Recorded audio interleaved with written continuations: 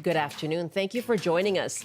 No Canada-U.S. trade deal by today's deadline. Well, that was no surprise. But now, U.S. President Donald Trump has hiked those tariffs on Canadian goods to 35%. We'll talk about the economic and political impact. And we're asking you, where does the Canada-U.S. relationship go from here? Plus, Brian Minter will join us on planting for hotter climates. Plus, he'll take your questions. I'm Michelle Elliott. Welcome to BC Today.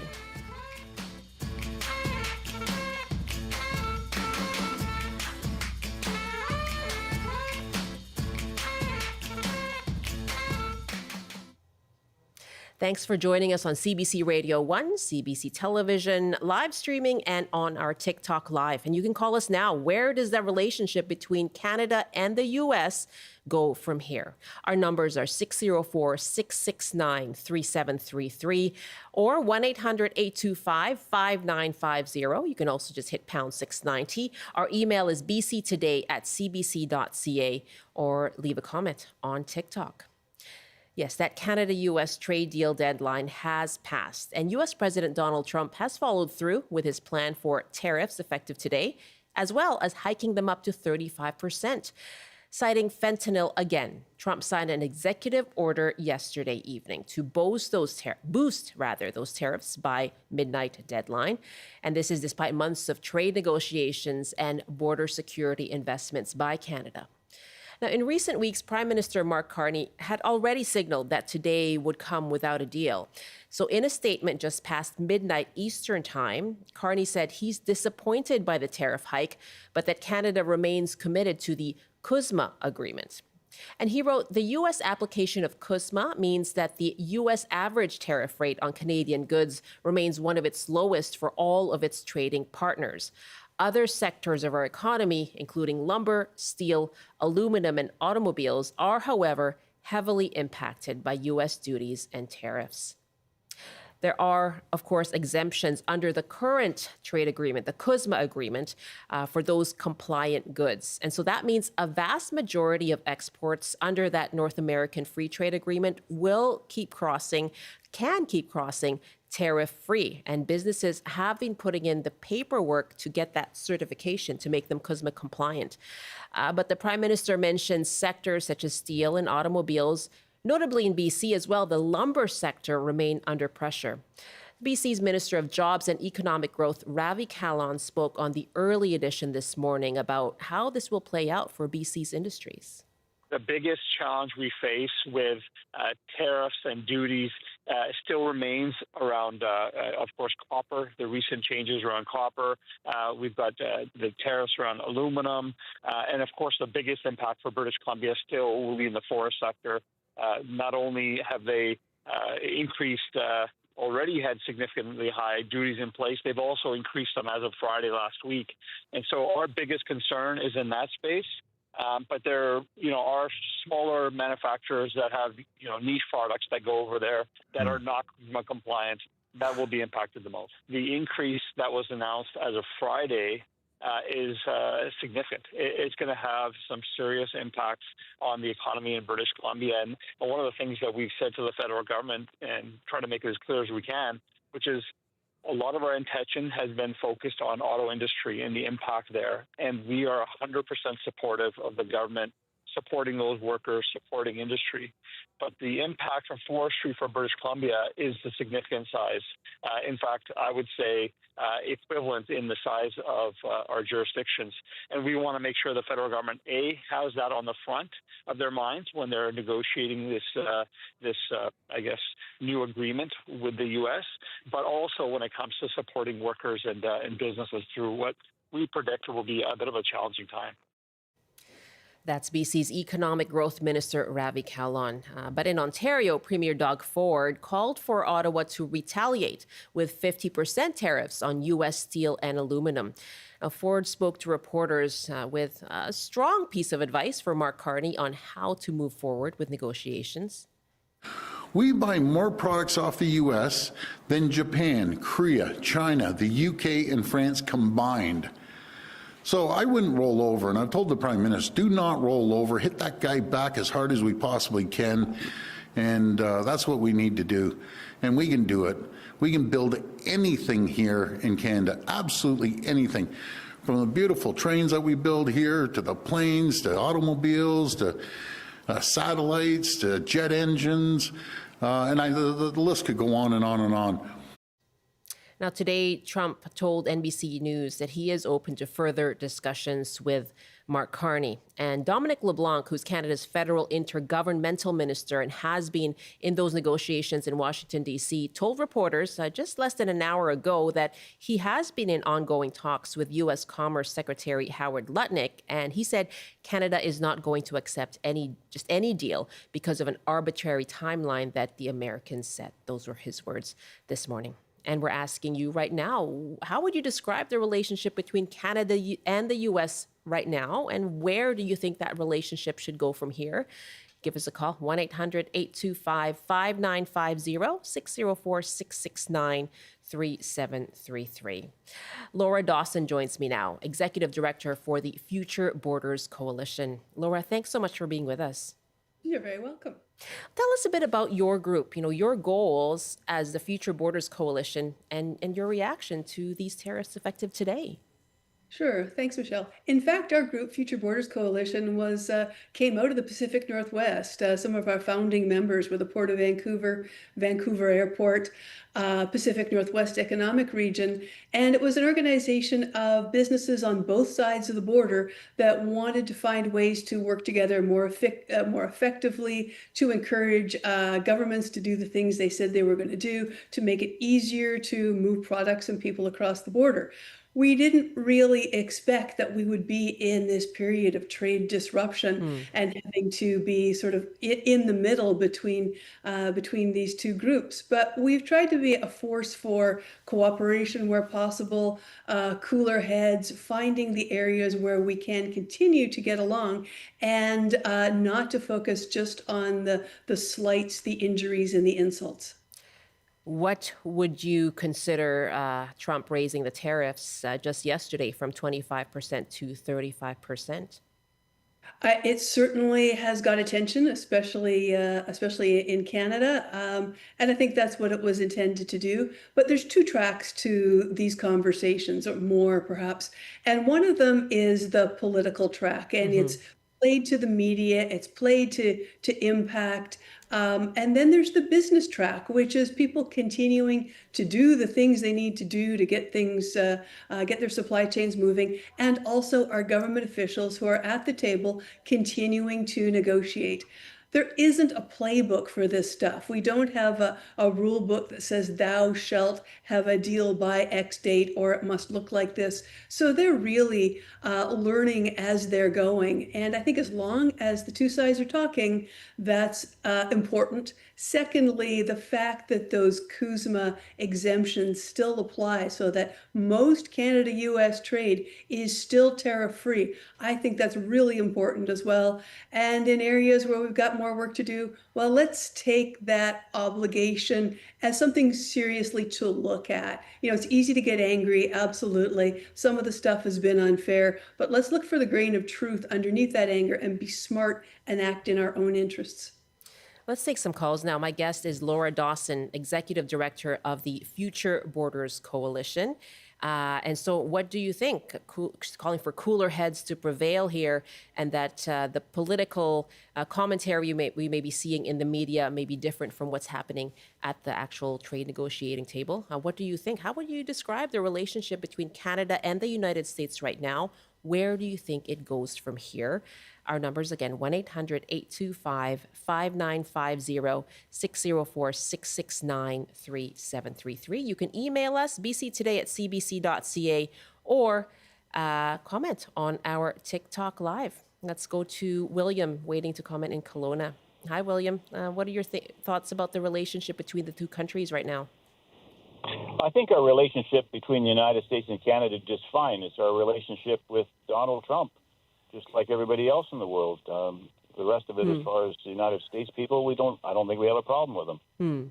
So given that he is president right now and is imposing these tariffs rather, how do you think Canada can move forward? Well, hopefully we don't impose tariffs again against him because they only hurt the people of Canada. These tariffs he's put on hurt the people of the United States. They pay for it, not us. So just leave it alone. If Okay. they want to buy our goods, let them buy it, and it'll cost them more money. And you're talking about the retaliatory tariffs as well that Canada put in place.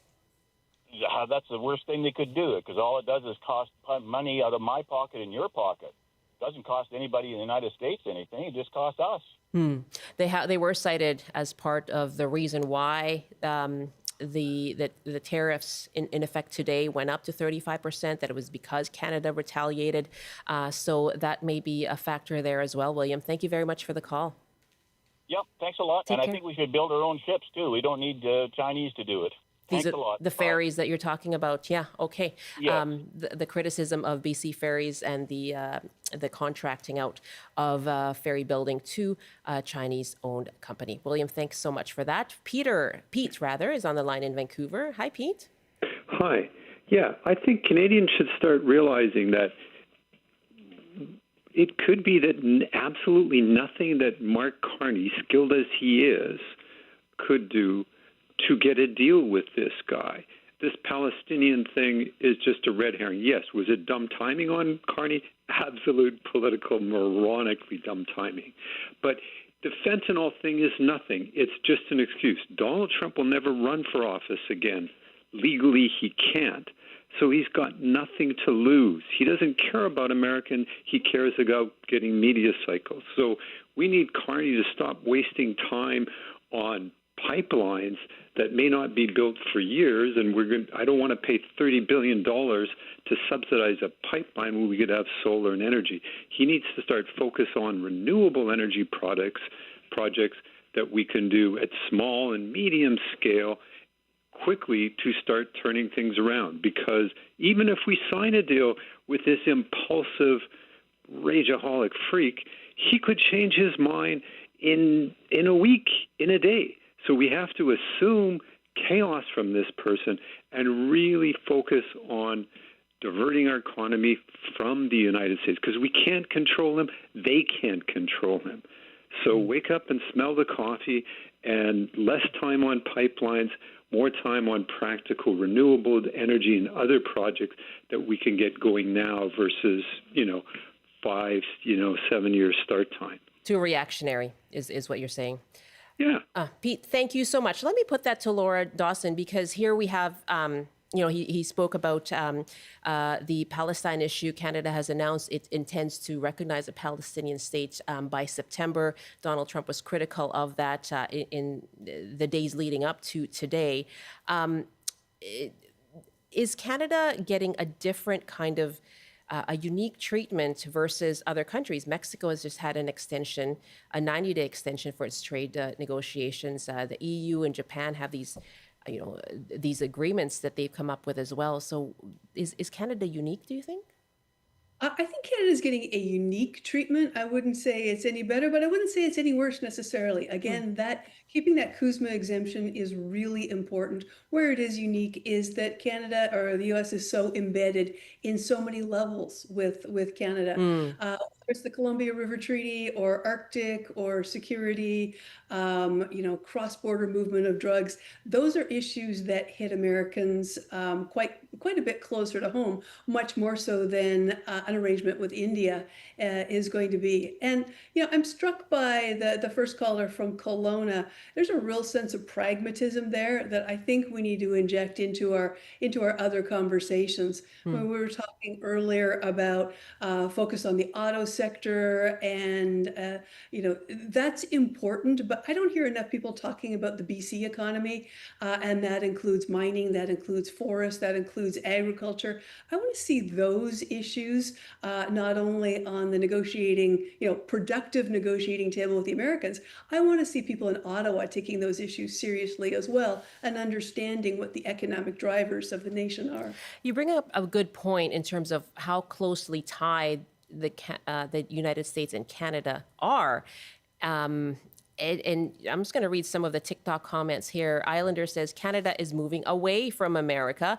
Cherry D writes, don't leave it alone. Put tariffs on the United States. Show that the bully can't order you around. And Michael writes, I had never set in my life set foot in the USA. Why would I? Now you all know why, is what Michael's saying. So you heard as well from one of our callers quite a bit of anger against, I guess it sounds like, President Donald Trump. What impact do you think the trade tensions, the tariffs, and as you say, the sort of public political spat may have on those cultural ties between the two countries? I think the cultural ties are really suffering. I did an event in Kelowna a few months ago, and I could really feel the sense of frustration, anger, even betrayal. It was palpable in that audience. But at the same time, right across the border in Spokane, there was a city meeting in which the Americans in the Spokane meeting stood up against their local legislators and said, "What the heck do you think you're doing, taking on Canada, our nearest and best friend?" They even started singing "Oh Canada" in the Spokane meeting. So I think, take out your anger and frustration with the political leaders where it's warranted. But remember, these populations are incredibly embedded, and we are still back and forth across the border all the time. I was just in Seattle for a meeting to plan World Cup 2026. As you know, all of those games are going to be taking place in Vancouver, and also we're going to figure out how to manage potentially 3 million visitors to the Lower Mainland in a reasonable and cooperative way. And that's where the real ties are, not shots traded across the bow between White House and Parliament. Bob is our next caller in Chilliwack now. What do you think this all means for that relationship between Canada and the United States? Where does it go from here, Bob? Well, a couple of other callers have mentioned about the Americans versus Trump, in that this is a Trump situation, and he won't be there forever. But and then another pointed out about the short-term pain. Why are we not raising the price or adding a fee or a tariff or a cost to things like our potash? They get 90% of their potash from Canada, and why aren't we just holding that back? What happened to Doug Ford and withholding the electricity from those states? Why aren't we taking a little bit tougher instead of the typical Canadian be nice situation? That's my question. Okay, Bob, thank you very much. Kind of quite a different view from our earlier caller there in terms of retaliation. That's also in line with what we heard from Doug Ford this morning, right? Saying don't just roll over, but implement a 50% tariff, retaliatory tariff on incoming U.S. steel and aluminum. Do you think that's helpful, that talk, at least to show some strength, in the face of what has been some rhetoric that includes 51st state, making Canada a 51st state? Yeah, those retaliatory tariffs and adding a fee on Canadian exports, they really sound good in theory, but unless it's a product that the government is producing and selling, what you're doing is imposing another tax on a Canadian business. So if it's a Canadian exporter of potash or a Canadian producer of lumber or anything else, if you're going to say, we're going to raise the price on your product, we're going to make it more expensive for you to find a market, but it's going to be good for the rest of the country. I mean, is anybody in the private sector going to accept that? It's like, okay, you might lose your job in this sector, but it's going to be good for the rest of us. So just hang on. And that's one of the things we see in these agreements that are coming out from Washington. Such and such country has agreed to purchase so many jets or has agreed to invest so much in this sector. Well, those are really tough things for governments to enforce because it's the buyers and the sellers tend to be companies, consumers, individuals, and you just can't obligate those entities to take a hit on behalf of the national interest. Some emails now as well. David writes, again, in terms of retaliation, I think we should go back to enforcing a DST, which was taken off as an act of good faith in negotiations. And an email here from Randy who writes, we didn't we need not light our hair on fire. We've seen this many times. Let's just reciprocate and buy even less from the Americans. But most importantly, let's put pressure on our politicians to come up with the real data, making it into talking points, and call out the false information being used to justify the tariffs, such as, but not limited to, Americans are smuggling more fentanyl into Canada than the reverse. Okay, Randy, thank you very much. Lots of emails coming in. bctoday@cbc.ca. And also our TikTok live is up, so you can certainly leave a comment there. Let's see if Kevin is back from North Vancouver. Hi, Kevin. Hi, how are you? Very well. And so it sounds like you've gone to see Mark Carney at a rally recently? Yeah, and I just wanted to preface my comments by saying that I don't have any allegiance to any specific federal party in Canada. I've voted for them all, and this time I would have voted for whatever party Carney was with, because I think he is a man of the world, which is required right now. He's also an economist, which is also required right now. And he also, to me, possesses a lot of diplomacy. So it wouldn't have mattered to me if he was NDP or PC or whatever. I would have wanted him to be our next prime minister. So what I was wanting to say about the relationship, the rally that I was at was prior to him becoming leader of the Liberals. And at that time, he said, "Fool me once, shame on you. Fool me twice, shame on me," in reference to the U.S. And he said, the relationship is broken. We cannot trust them. And we have to proceed that way. It doesn't mean to not be diplomatic and try. You have to make an effort. If you're totally dismissive of them, that is not a good tactic in my mind. And I feel that we have to make an attempt, but we also have to stand up what's right for us. We can't let them take advantage of us. And one of possibly the biggest problem, this will be my last comment, possibly to me Kevin, the biggest I'm just going to get you to pause 1 second here. I'm going to jump in here. My apologies. That's Kevin in North Vancouver. And so what was the final point you wanted to make, Kevin? Just going to say that I don't know how you fix a country where 70 million people vote for somebody who is immoral. And I read an article after the 2016 election that 92% of what he said was a lie, and there's no reason to think that's changed. So thanks for taking my call. Kevin, thank you so much for your time. Thanks for the call from North Vancouver. I'm going to wrap up with Laura Dawson here. You heard some really strong feelings there toward Donald Trump, strong words. And what he was talking about as well with Prime Minister Mark Carney, who has talked a lot about diversification and the need to look inwards, improving interprovincial trade and looking toward other partners like the EU. Does that concern you then as someone who's hoping to improve or continue a relationship between the United States and Canada?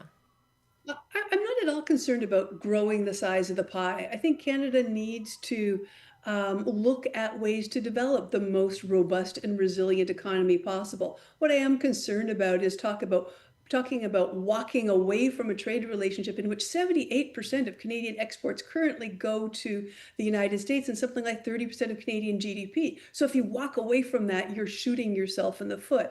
Also, it's a lot easier to get a piece of BC-made furniture across the border into Washington than it is to put it on a ship and send it to Brazil or Indonesia, where you don't have an established market there. So buy some time, do the things that need to be done in order to diversify and build new markets, make a more robust and contestable domestic economy, but don't shoot yourself in the foot in the meantime.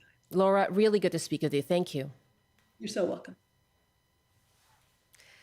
That is Laura Dawson, Executive Director for the Future Borders Coalition, and she joined us from Atlanta.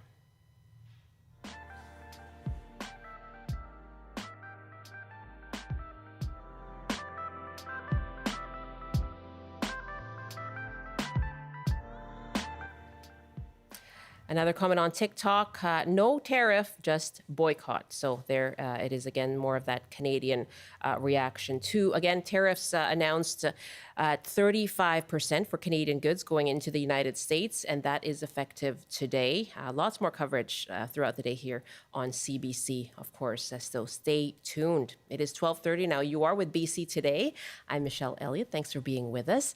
And we will continue our program in the next half hour with a familiar voice and a familiar face. Brian Minter will be here, and he'll talk about planting hardier in the face of, yes, hotter weather, hotter summers, what plants will do better. And as always, he'll take your questions. So do call us up coming up in our next half hour. Right now, it is time for a CBC News update. And here's Rob Zimmerman. Good afternoon. The RCMP say a 26-year-old woman and her 5-month-old child are dead after a tree fell on them on Vancouver Island. It happened yesterday near Comox Lake. Police say due to the sensitive nature of the tragic incident, no other details will be released. Coquihalla Canyon Provincial Park has reopened to the public after it was closed for several days. Recovery efforts have been underway in and around the Coquihalla River. A young man is presumed dead after falling into the fast-flowing water last Saturday. The RCMP say its dive team thoroughly searched pools of water where the man was last seen, but there's still no sign of his body. And the evacuation order for all properties near Peachland has now been lifted. That means all residents who left their homes due to a nearby wildfire can return. Hundreds of properties remain under evacuation alert. And now the forecast. Heat warnings continue for some areas of the province with highs in the 30s. On the north coast, clearing this afternoon with a high of 18. Highs up to 30 with showers and a risk of severe thunderstorms in the Peace. In the central interior, including Prince George, a chance of showers and thunderstorms with a high of 26. Highs close to 30 with a chance of thunderstorms in the Kootenays. In the southern interior, including Kelowna, showers with a risk of severe thunderstorms as well, a high of 31 there. And for Metro Vancouver, Greater Victoria, and the Fraser Valley, a mix of sun and cloud this afternoon with highs up to 26 inland. That's your CBC News update from Vancouver. Thank you very much, Rob. A happy BC Day long weekend to you. That's Rob Zimmerman in the CBC Vancouver newsroom. And yes, lots more on the day's top stories on your afternoon shows.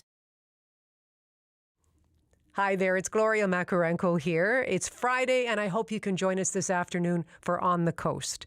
You know, there's some new data out indicating British Columbians are leaving the province en masse. Apparently, a lot of them are going to Alberta.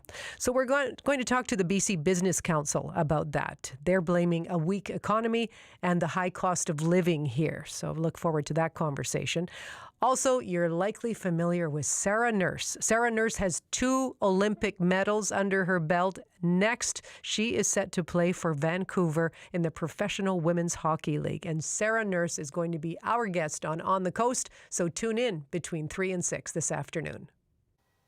That's exciting, Gloria. Thank you very much. Yes, we will tune in Metro Vancouver on the Coast starting at 3 o'clock with Gloria Makarenko, of course.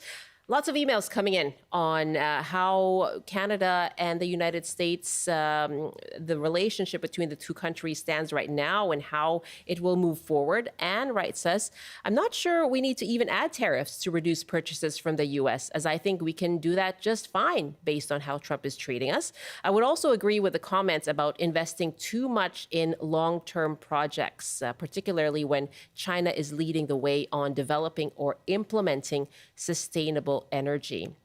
George writes from Prince George, I'd like to hear more explanation or calm, reasoned rebuttals to Trump's lies, exaggerations, and bullying. No one is standing up to explain what Trump lies about. Instead, he gets to lie and say whatever he wants without being challenged. And it is never explained once versus over and over why he is wrong. Thanks for the emails. BC Today at cbc.ca.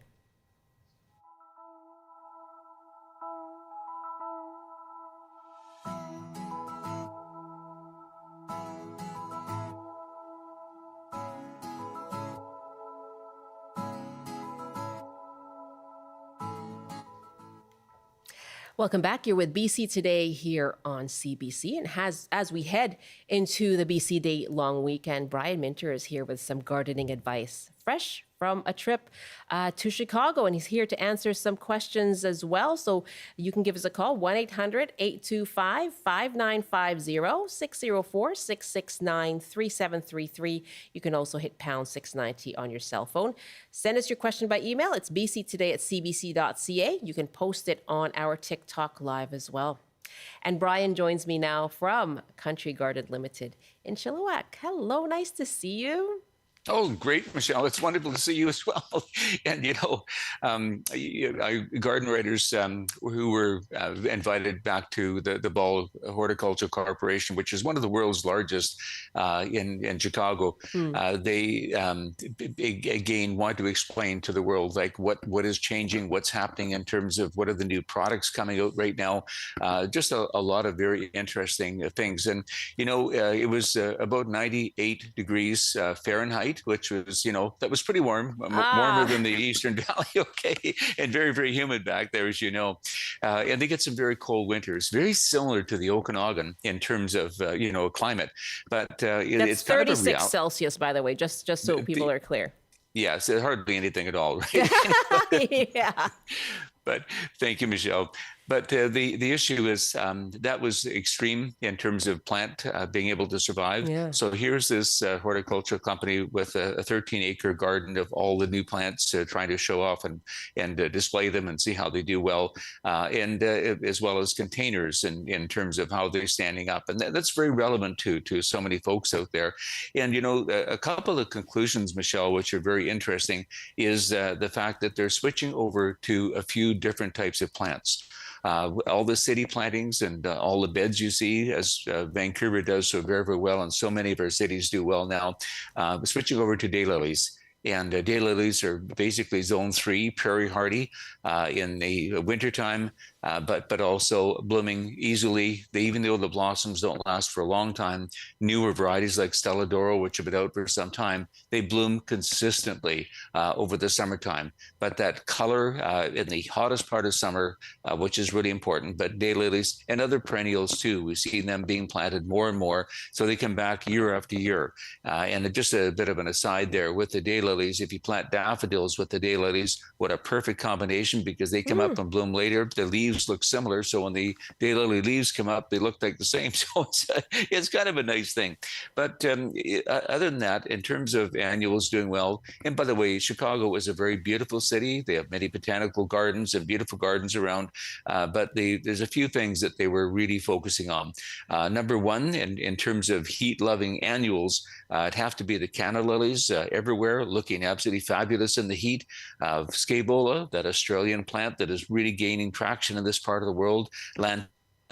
Will know are so very, very good. Vinca major looks like an impatient, but Vinca majors is something we should be using in our own gardens. They stand up very well and very drought tolerant as well. Sedums are used a lot, and alternanthera, of course, zinnias and so on, salvias are out there.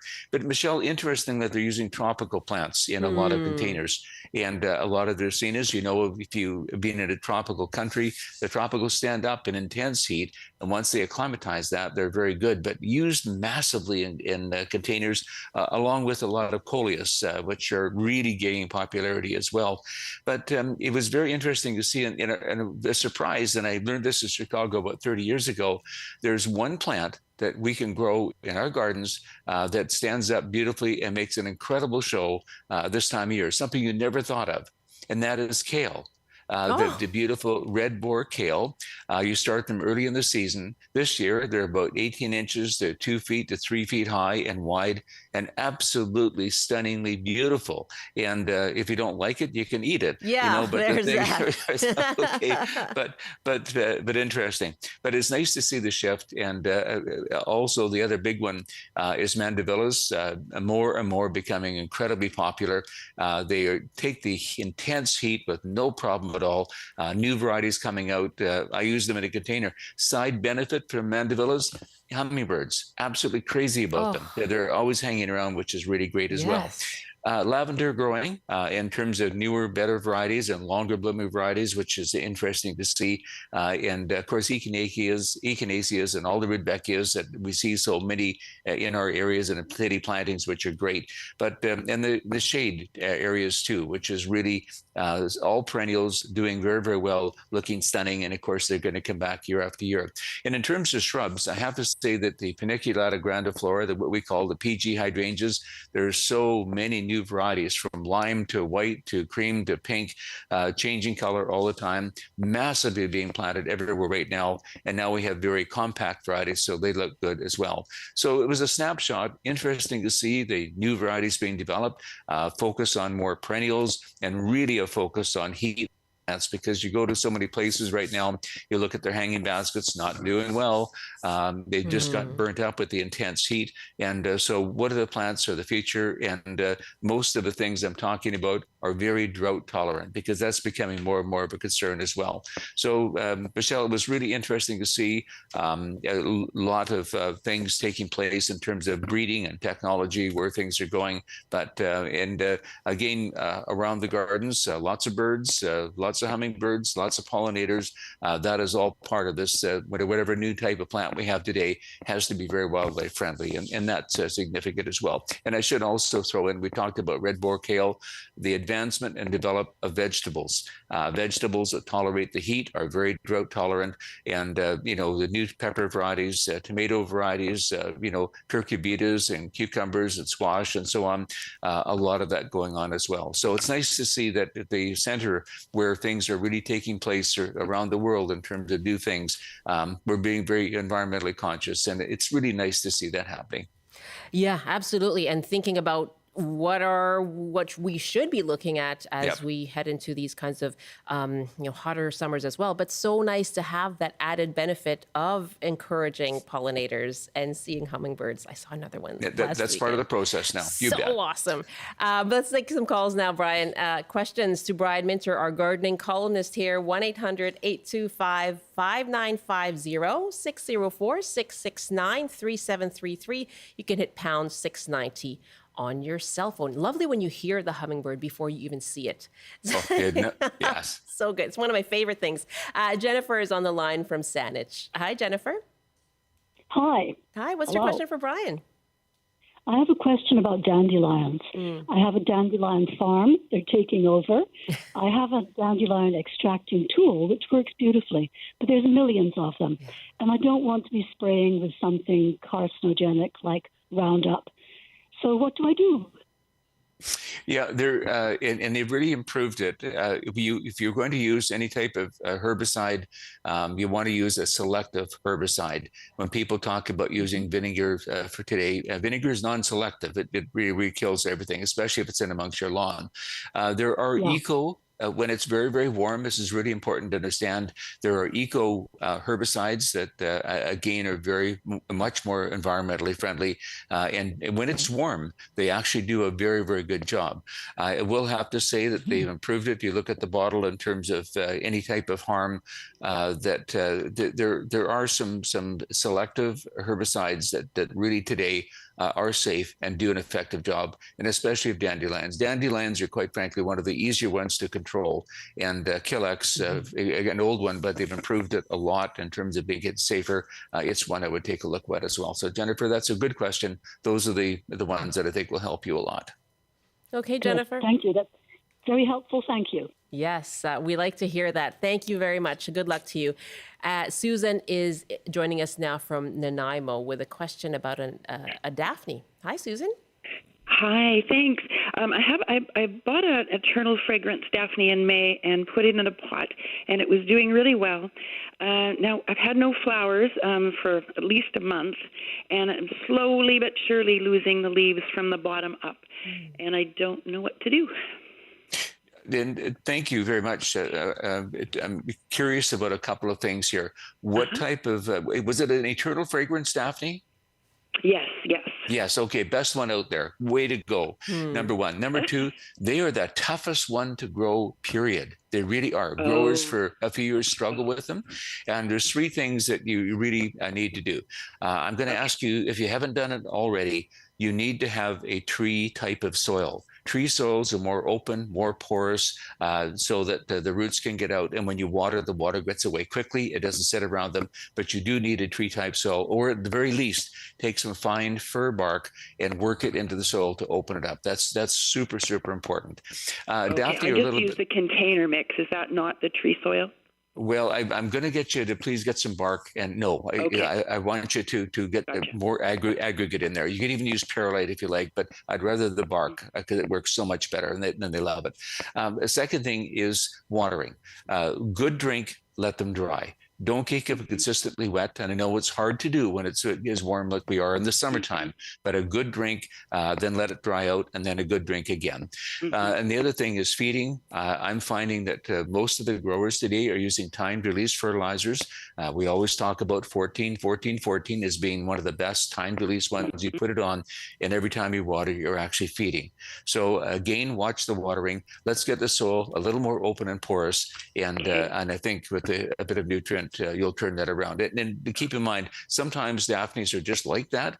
No matter how good you're looking after them, they will start using bottom leaves, but always watch for the new growth. If a new growth is coming up on top, you're going to be okay. So with those few things, I think you're going to be fine, honest.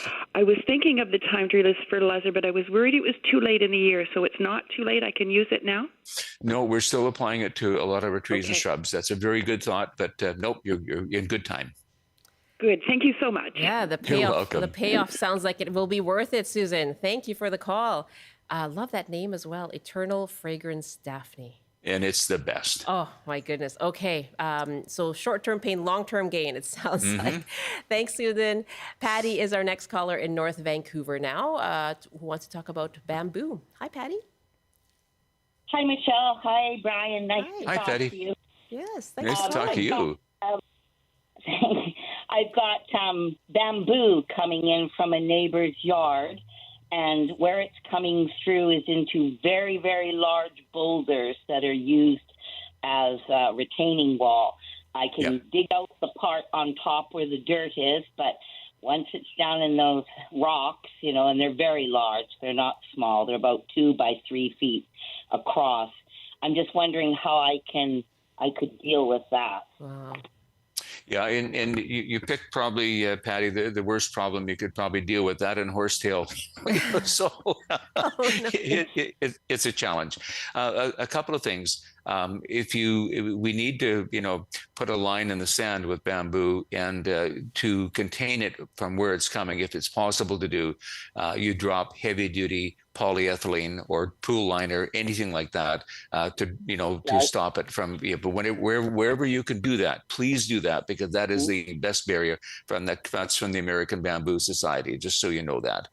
In the meantime, in terms of being able to control it, there isn't much. But and I know we have to be careful, but if you get it sold in the domestic market, the concentrated Roundup, and apply it on the stems and keep applying it on the painted on, it will slowly but surely begin to affect it to the point where it doesn't become invasive anymore.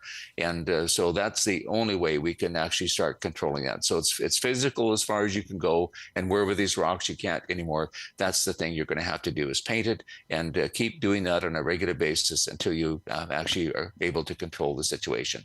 And a reminder to everybody, please don't plant running bamboo. Always plant clumping bamboo, because clumping bamboo won't cause this problem that's causing Patty so much issue here. Okay, just something to keep in mind. Yeah.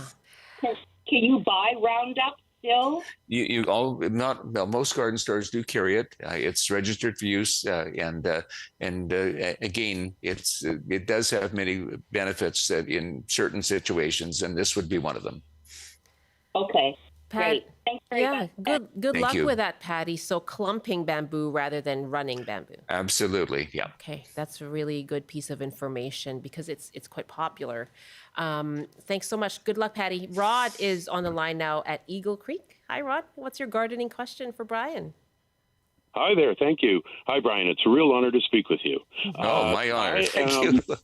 Thank you, sir. I'm removing a modular home from my property and bringing in a replacement, and there are 4 plantings in my yard that I'm going to have to move, I'm sure. One is a Romeo cherry tree, It's very important to me. There's a slim chance maybe I could leave it where it is, but it probably should be moved. By the way, it's also planted in quite hard clay ground. At the location it is right now, all the soil in the property isn't that hard, but it's excavated below grade where it's currently planted. Been there about 15 years. Yep. And the other one that I'm most concerned about that must be moved is a Valiant grape, and it's right up against the side of the building. They're all fruiting right now. Yep. Rod, I'm really glad you brought this up because so many people are in this situation where they have no choice. It's either lose them or try and move them. Right. 3 things that are extremely important. Number 1 is water the area thoroughly. Get the soil saturated, really, really wet around these plants that you're going to have to move. So saturating the soil with water, absolutely number 1. Okay. Number 2, and this is absolutely important, strip every leaf off the plant. Take all the leaves off. What we have to do is make it go dormant. For the grape, get everything. You have to prune your grape back as well. Prune it back hard. Strip all the leaves off. Take the leaves off your cherry, and again, now we have a chance. And the third thing is very carefully take a shovel that is really sharp, and one of the square nose shovels rather than a round nose shovel, and dig a trench into the ground. This is my root ball. Then start there. You're identifying. Then take the soil away, exposing as much of the root ball as you can. It's harder, Rod, in clay. I understand that, but it's also possible. So if it's wet, and just take that away. Have some sacking ready. So as much as close as you can to getting that plant out, put sacking around it to hold it together. But you need either a container or you need another planting holes close by to be able to lift it up and put it in right away. Yeah. And again, there's thoroughly saturated and then remove all the leaves. And the grape, I know the grape doesn't finish until late into September, October. I do have a month or so that I could leave things. Would it be better to just start stripping the leaves right away on all the plants, or to let some of them finish? Like the cherry's almost ready. Yeah, I know. Okay, I'm sorry. Our number 1 goal is to save these plants. So we have to sacrifice a crop. We have to sacrifice. I'm really concerned about the plants. So you can do that. All those are quite possible to save. It's tough, but it can be done. Okay, water this thoroughly and strip all the leaves and fruit off right away. The sooner the better. Yep, the sooner the better, Rod. I'm sorry to do that, but you got to do it. We want to save them. It's for the bigger picture, Rod. Mm-hmm. Thank you very much. Thank you for the call, Rod. And Good luck. I love your enthusiasm for your conversation with Brian. So good. Yep. Jim is next in the West Kootenays now. Hi, Jim. Welcome to the show. What's your question for Brian? Hello. Thank you for taking my call. I have a question on fruit drop on an Italian prune plum that's in my front yard. Yeah. It's about 10 years old, relatively mature tree. And I get the blossom, I get the fruit forming. It goes to about half size. Then it seems to self-thin, and it just keeps on going to the point this year 90% of the crop is falling off. It's in my front yard. It's in lawn all around it, so I don't do anything special regarding watering or feeding. So any advice? Yeah, for Jim, I used to have relatives in the Okanagan, and back in the old days in the Okanagan, we had water flowing through the orchards around the trees. But fruit drop usually starts in June, sometime in June, depending on the time of year. And if it's an issue with certain trees, which you have to do around the drip line of the tree, is soak the living daylights out of that area. Like really get the water deep around the drip line of the tree. And what the tree is doing, it knows it can't support the entire crop, so it's just dropping them. And by having more water around thoroughly and deeply at that time, that should change things dramatically for you, Jim. I hear about this all the time, and usually by getting that water, because we don't think about it, right? If we're busy doing stuff. But at that point, so as soon as you see anything happening, almost it's too late because it's already happening. But again, the end of May, getting into early June, really always get that drip line really soaking wet, and that should really dramatically limit the drop you're getting. This is way too much for you to lose 90% of your crop. That's just too much, Jim. Yeah, it's heartbreaking. It is. I can imagine. Any issue with watering where the watering lands on top of the leaves because my lawn is sprinkled and the water on top. Is that is that something I should worry about? No. The issue is to hand soak it or put a soaker hose around the drip line. We want to conserve water too, but it's got to get down deep. And sprinklers only don't go through the surface. They don't go much penetrate into the ground. You need to get penetration deep, at least 2 feet into the ground around that tree. That's really important. So hand watering, really, Jim. Thank you so much. Good luck to you. Tabitha up next now in the Comox Valley. And Tabitha has a question about peaches. Hello. Hi. Yes, thanks for taking my call. I have two peach trees. I think my question might be similar to the previous caller. I do water a lot, and even this year got a water bag, but still am hand watering twice a week. And all my peaches get to golf ball size. They do really well, and then they stop growing. And it's been happening about 3 years now. I've been trying, adding extra fertilizer, but nothing doesn't seem to be working. Okay, Tabitha, it's really quite common, and part of the answer is watering again out near the drip line of the tree, which is really important. But there's a couple of things that I would really like you to do, and remember, this is important for every one of the peach trees. Peach trees, again, need to be pruned hard on a regular basis. So any branch that grows longer than 18 inches will be a fruit-bearing branch. So basically what you want to do is get a lot of those branches on your tree, but also thin them out. That's really important. And I've got a peach tree in the same situation, but also it breaks your heart, but sometimes you have to go out and pick off some of the peaches, especially if they're in clusters, before they get to the golf ball size, marble size, whatever, simply thin them out a wee bit. That will help. And again, Tabitha, that watering thoroughly and deeply down deep. Watering a lot is not good. What we do is space out our watering because we want the trees to get their own water. And by watering near the drip line and watering thoroughly and deeply down, it'll really get the roots to a little more active in terms of doing that. So those are the things. It's the thinning out and not having so many branches. And then you have to be a little bit really hard-nosed when you're doing the pruning because it'll pay off huge dividends. And what time of year are you suggesting this hard prune? Okay. Well, basically, we get so much growth over the summertime right now. I would, after the peaches are done, thin some of that out. All the short branches that are not getting long, get rid of them.